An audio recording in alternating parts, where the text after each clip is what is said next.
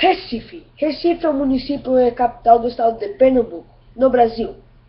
Pertence à mesorregião metropolitana do Recife e à microrregião do Recife, com cerca de 218,465 km². A cidade é constituída principalmente por uma planície aluvial.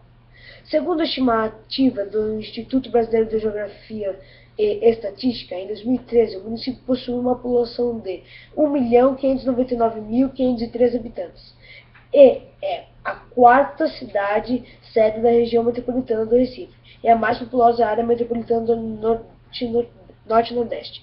É a quinta do Brasil, sétima com 3,7 milhões de habitantes, além de terceira metrópole mais densamente habitada do país, superada apenas por São Paulo e Rio de Janeiro.